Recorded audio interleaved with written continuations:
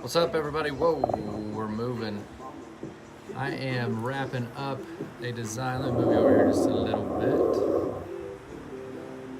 I'm wrapping up a landscape irrigation design, and it is Sunday, the 28th day. I came up here early this morning from about 5:30 to 7. I want to make sure I make it back before Liv and Drew woke up earlier today, and now they are napping. And I am wrapping up a landscape design. I'll give you guys a quick preview of this real quick, if I can get it here, of project for Verde right now. This is not my typical job. In fact, it's been a long dang time since I've put together an irrigation plan myself, but we were under the gun on the deadline for this one. And the designing group that usually does our irrigation designs is backed up.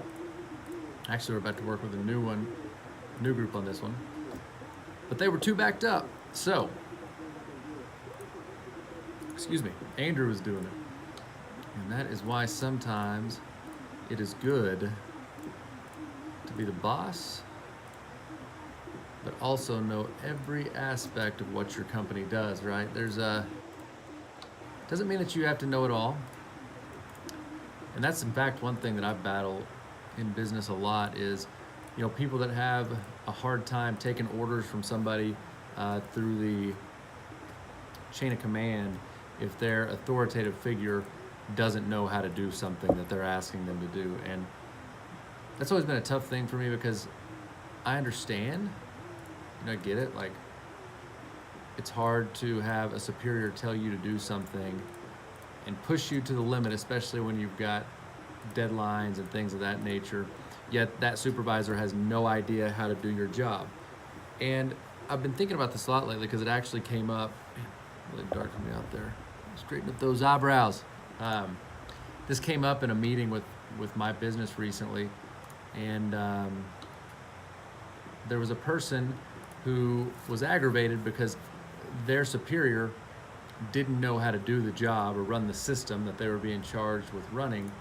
And while I see that, I get it. It's kind of like, how in the world are you going to tell me what to do when you don't even know how to do it?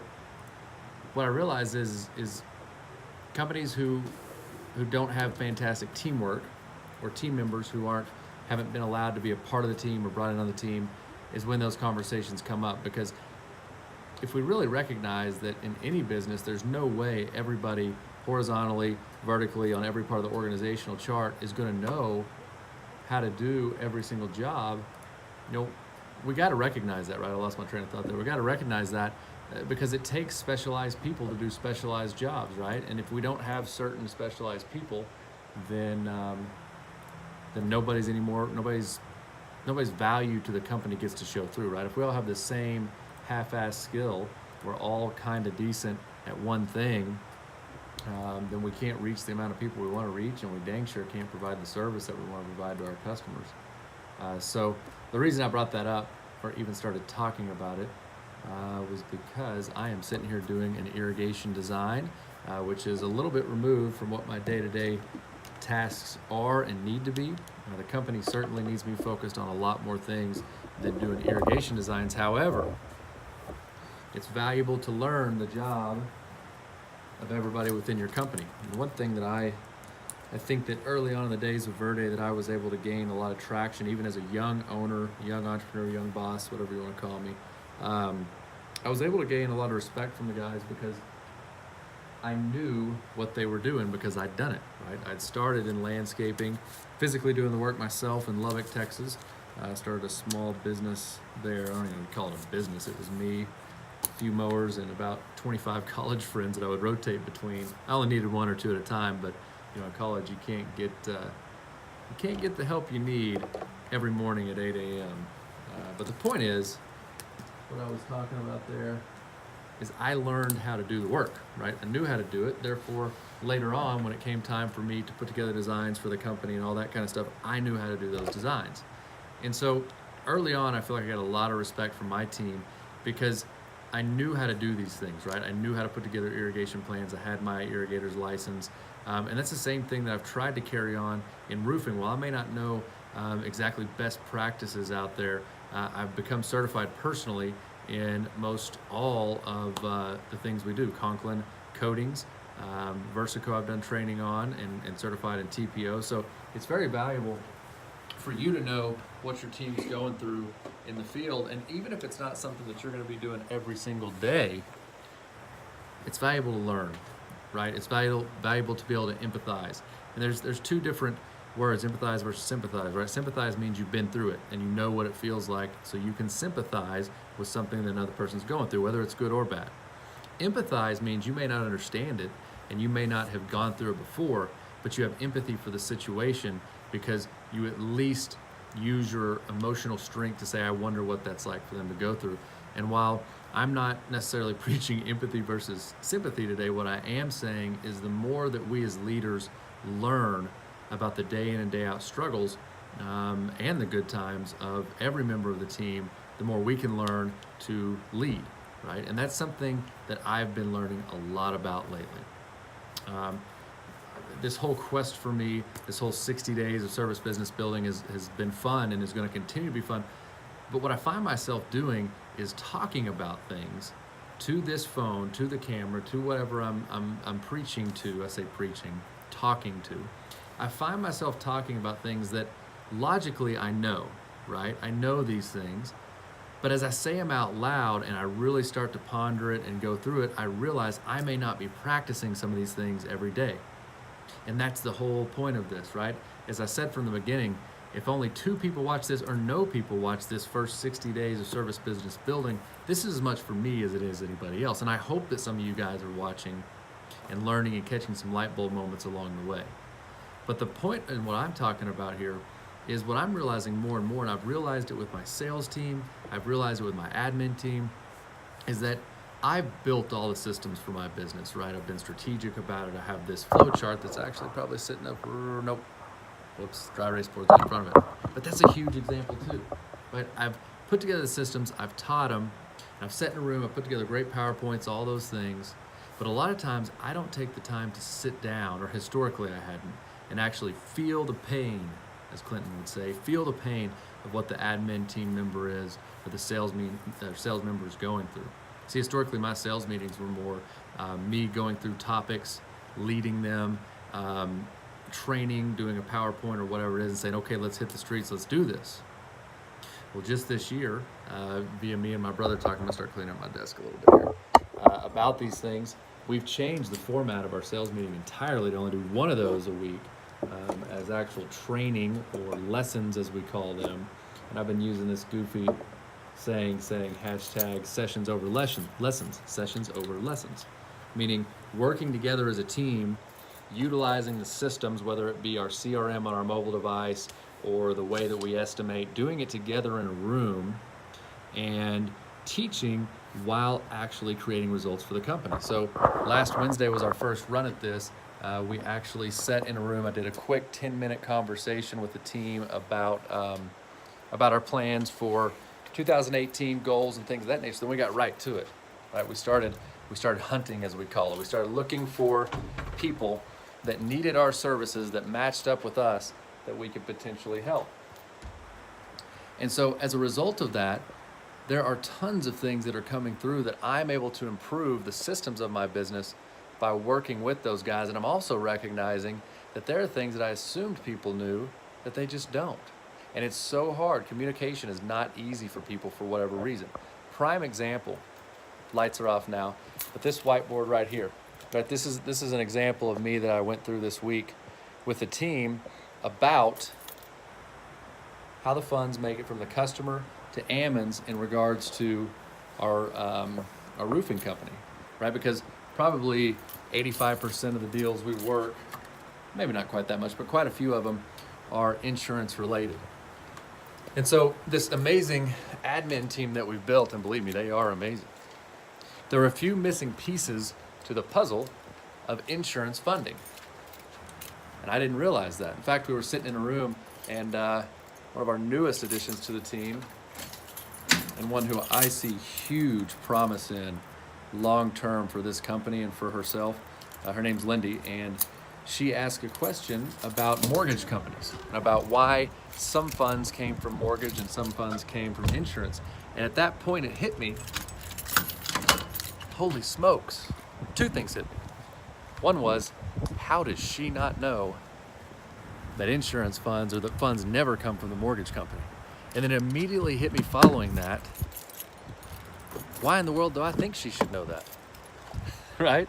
Because I had never taken the time to really sit down and go through these things with her, right? I hit it on a top line level.